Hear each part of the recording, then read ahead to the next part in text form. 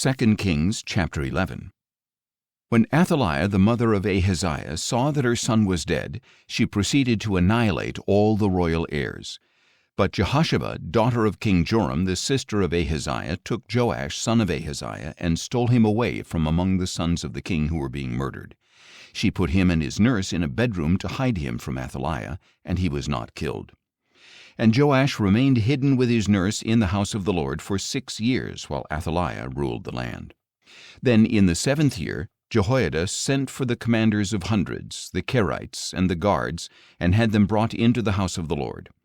There he made a covenant with them, and put them under oath. He showed them the king's son, and commanded them, "This is what you are to do.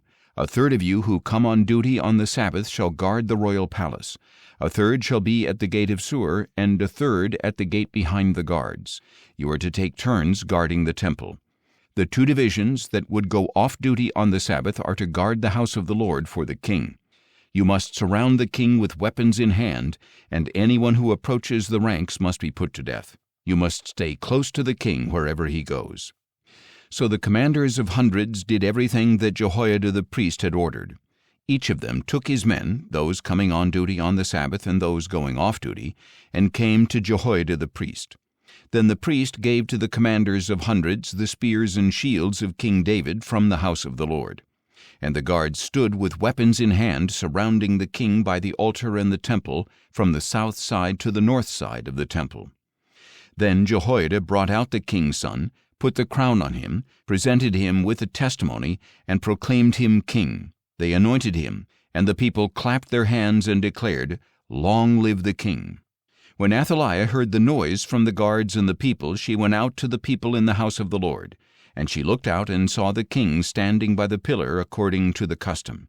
The officers and trumpeters were beside the king, and all the people of the land were rejoicing and blowing trumpets. Then Athaliah tore her clothes and screamed, "Treason! Treason!" And Jehoiada the priest ordered the commanders of hundreds in charge of the army, "Bring her out between the ranks, and put to the sword anyone who follows her." For the priest had said, "She must not be put to death in the house of the Lord." So they seized Athaliah as she reached the horses' entrance to the palace grounds, and there she was put to death. Then Jehoiada made a covenant between the Lord and the king and the people, that they would be the Lord's people. He also made a covenant between the king and the people. So all the people of the land went to the temple of Baal and tore it down. They smashed the altars and idols to pieces, and they killed Mattan the priest of Baal in front of the altars. And Jehoiada the priest posted guards for the house of the Lord.